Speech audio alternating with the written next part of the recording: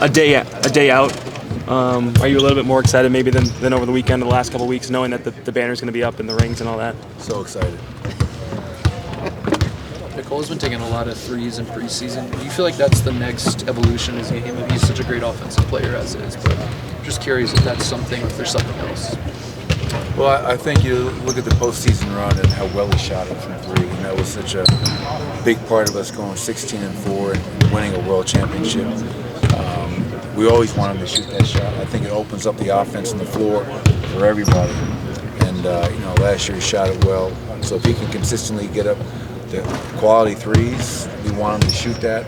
Now that forces big guys to close out to him, and he's one of the better bigs in the NBA in terms of attacking that closeout, getting downhill and making the right play after that. So I think we were probably bottom 5 or 6 in threes attempted last year. So if we can attempt some more quality paint threes while not going away from being a dominant paint team, that's the balance right there. We love when Nicole shoots those threes and steps in and shoots them with confidence. How has the preparation for this game been different than how you guys typically do your business? Well, for us, what makes it a little bit difficult is, finally having Michael and Christian back, having missed all 5 preseason games, and kind of figuring out who your bench rotation is going to be come opening night.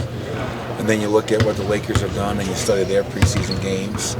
And then I think the weird thing for tomorrow, Katie, for me, is aside from the on-court stuff, is trying to eliminate the distractions. But tomorrow's game is at 5:30. They want everybody in their seats at 5:02. So just kind of finding a way to not allow all that to get us away from why are we here. Yes, we're going to raise a banner. We're going to receive rings. That's for last season. But tomorrow's game starts this season. And I want our guys to kind of wrap their heads around that and focus in on that, because that's the number one thing about tomorrow night is trying to get off to a great start from the best fans in the world. Michael just said that he felt really confident sort of in his off-season, his growth for the ankle sprain. Just with him getting back to practice the last couple of days, has it been a little bit of a slow acclimation for him? Do you feel like you have to be careful with him early in the year at all? I don't get that sense. I think more like I think every time Michael shoots the ball, we all expect it to go in. He's that pure of a shooter. And I think coming back from that ankle injury, I think the ankle injury is still bothering him a little bit. But I haven't noticed him limping out here. I haven't noticed him not being able to move, but it's kind of finding that rhythm. Him and Christian haven't played in a while. And that's probably the worst part about our preseason was we got a chance to look at a lot of other guys, but not to have 2 of your top 6 players getting minutes and getting them playing with their teammates is obviously less than ideal. Coach, how much can osmosis kind of be a thing? We asked Zeke about. I don't know us. Well, being around Joker, does it make you want to? Being around Joker make him want to be a better passer? You've been around great guys, right? LeBron, Steph. You don't guys shooting the way Steph does, but can it rub off to where it changes their game for the better, especially from a passing standpoint for a big that isn't looking to always pass? Yeah, I mean, I think when you're around greatness like Nicole every day, you hope that there is some type of osmosis or just kind of following that example. And that's how we play. And obviously we're a ball movement team, we're an unselfish team, and Nicola embodies that. But look what Jamal Murray did in the NBA Finals, 10 assists per game. So I think it becomes contagious. It can go both ways. Teams that are selfish and take bad shots, that can cause teams to fragment really quickly. And teams that play for each other and make the extra pass, that can unite a team very quickly. And it's something that we've had great success with in our 8 years since I've been here. And you see other players kind of following in the footsteps and realizing that, one, this is how we play, and it's the right way to play. And the open man is the most important man. So hopefully our guys can all take from that and put that into their own respective games. Going back to the Lakers series last year, after you swept, LeBron says what he said. Is there any part of you that believed him? About what? The retirement stuff? No. Coach, wanted to ask you about Julian. You mentioned yesterday that he had proved a lot of things to you offensively during the preseason. Just wanted to kind of expand on that, and that how could he develop that trust with you specifically on the defensive end of the floor? What does he have to do to earn that? Yeah, I mean, short sample size, but it was 50, 40, 90 in the preseason, which is pretty impressive for a first-year player.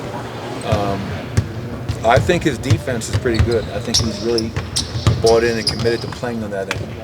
I think for me, the most important thing for him on that end is rebounding. You know, I was on him about his rebounding in summer league. I was on him about his rebounding in preseason. He's got to be a guy that helps us on the glass. We always talk about gang rebound in Ryan because it's not just on Nicole or Aaron, it's on all 5 guys out there. And when we rebound, we can get out and run. But he's been impressive in terms of picking things up pretty quickly and going out there and competing on that end of the floor. So by no means do I think Julian is not playing hard on the defensive end.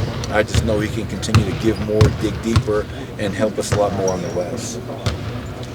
Michael, I'm Bulgarelli from Amazon Prime Brazil. Great season for you, man, and your Nuggets. Much respect to your entire family. Condolences for your father, Brandon. Thank you. I would like to know how to keep a champion team focused and maintaining the same level for the next season.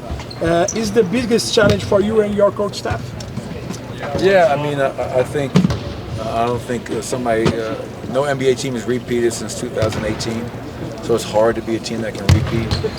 So the biggest challenge that we have is to understand that we have gone from being a team that was hunting the teams in front of us to now we're the team that everybody's hunting.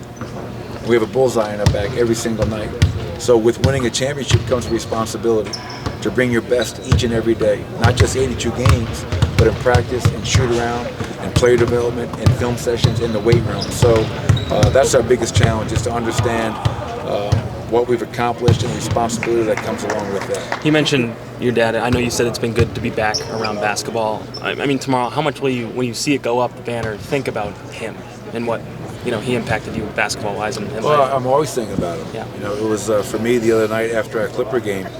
That's the first time, and I can't remember since when, where I didn't get a phone call or a text from my father. And that hit me. That was hard. But he's with me every step of the way. And so tomorrow night, when we celebrate and we raise that banner, it's going to be a great moment for our fans, first and foremost, for the franchise. But I know my father will be here tonight. He bought tickets on StubHub. He got them. He'll be here. Did he ever tell you, like, you're going to be an NBA champion head coach one day? Or did you get a feeling that he ever had that belief in you? Or was it known? It wasn't about you're going to be an NBA champion. It was a constant support, constant belief. Like I said, when my father passed away, I lost a lot more than a father. I lost a friend, a mentor, and by far my biggest supporter, along with my mother. So he's been with me every step of the way, and I wouldn't be here if it wasn't for everything that he had done for me. The example he set for me for a day in and a day out. So he knows I love him. He'll be here tomorrow night, and we look forward to celebrating for a few minutes before flipping that switch and getting ready to play against a team that's going to come out very hungry and very motivated. Coach, you talked about celebration. Obviously, a big part's the ring. You've seen plenty of them. How excited are you to have your own championship ring and see what it looks like? Or do you have any ideas and kept a secret even from you? Yeah, I have. Honestly, I have no idea what it looks like. I'm sure that it'll be something that I'll never wear because I don't wear any jewelry. But those things are so big and gaudy, I don't think it looks good on a guy like me. But like my father, he's got 2 world championship rings from the Bad Boys in Detroit. And he always thought those rings were in the safety deposit box. And my mother put them in his underwear drawer, so that's probably where mine will be as well. Did you ever try them on when you were a little kid, the rings? Did he ever let you do that? No. I mean, I can't even remember my father ever wearing them. It's something where I think the ring is great. I mean, it's something that you can pass along, keep in your family forever. But to me, it's symbolic. I'm more proud of what we did to win a championship, the first one of this franchise's history. And as I said the night we won it, obviously we're not satisfied. We're hungry, and we're going to try to do our best to make sure we bring more than one championship to the Denver Nuggets and all of our fans. And with 2 daughters, right, you're going to need a second ring, so they each get one. Oh yeah. Don't even get me started on that. Thank you.